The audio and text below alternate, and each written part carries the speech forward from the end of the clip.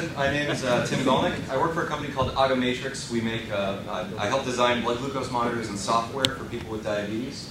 And I'm going to share a couple things that we learned about making a connected health device.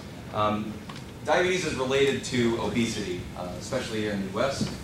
And obesity is really interesting because it's not a disease that you can treat with an injection or with a pill. It requires constant patient vigilance and the doctor to help them with that. So what do we do about it? Really, there's three things. We can tax high fructose corn syrup. We can wait around for a wonder drug derived from the saliva of a southwestern lizard that's going to help people lose weight. True story, you're laughing about that. Or we can work with some connected health devices, because there's all kinds of devices out there right now that are helping us track our weight, our exercise, what we're eating, all sorts of great things. But what you see is that we're quantifying ourselves, but we're not qualifying ourselves. So giving us tools to help manage what's going on and help us understand it is very important. So an example of that, in the 1850s, you all know what this is, I hope. Instead of listing out the information, mapping the information helped stem a cholera outbreak and led to all sorts of great research. In the 80s, a couple Australian doctors on sort of the fringe of medicine, sort of alpha geeks of their time, infected themselves with a bacteria to prove that they could cause ulcers with the bacteria and then cure it instead of diet and stress. And then recently, Djokovic just won Wimbledon, and he directly attributes it to identifying a gluten allergy. And that's something that you don't just go in for a physical and say, yeah, we're going to test you for your gluten allergies this time. You have to pay attention to what's going on and find a pattern there. It's the same thing for Crohn's and ulcerative colitis, where people's quality of life can be significantly improved by managing what they're eating and what it does to their body. And so what does this mean, really? The age of 7-minute medicine, the 7-minute meeting with your doctor, is coming to an end.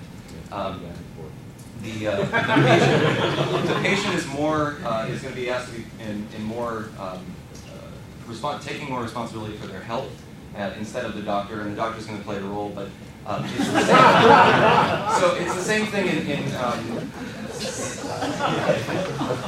the same kind of thing. You can see, like in the 70s, where Dean came and invented a Segway that made the first portable insulin pump, and sort of did it in his basement. He built it in his basement, and it revolutionized an industry. And so what can we learn? If we're all going to be making these small devices and we're going to be more responsible for our own health, we need to basically take Harvard Medical School knowledge and make it play school, easy to use. And what do I mean by that? Well, you have the We Think scale here. It's a great scale. It's wonderful. And you build this device and you say, what's the first thing you're going to do? Oh, I'm going to step on the scale and it's going to tweet. Well, that might work for weight, where you have sort of peer pressure and things like that, but it doesn't work for more complex disease states. Often what you need is education. I remember when Steve Jobs came on stage and said he has 110/70, I only knew that was good because I knew that he would only show it if it was good. It's the same kind of thing. If we have all these devices creating all these numbers, basically, helping us understand them is very important. Also, people are looking for a little bit of magic. This app lets you take a picture of the food you're about to eat, and it'll tell you how many calories are in it. Well, it didn't actually work, but it shot to the top of the app charts because people were looking for that little bit of magic. And people are also looking for a set of rules, something that's easy to follow, at least to get started. So take 3 pills a day, manage your diet and your exercise, you'll lose weight.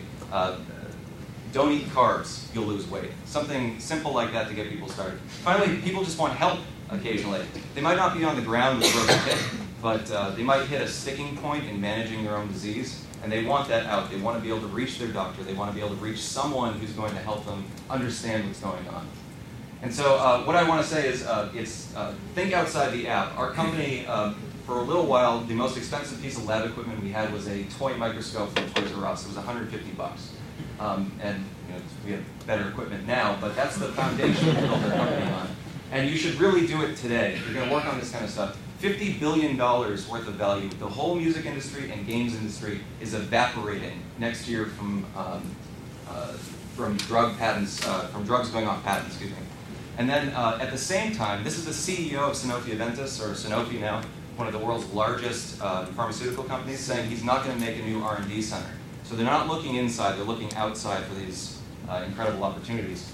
And finally, I just want to say I'm really excited about this stuff, and would love to talk more about it. I'm dating myself with a Twitter handle here, and I really only complain about the Netflix price increase on there, so please talk to me.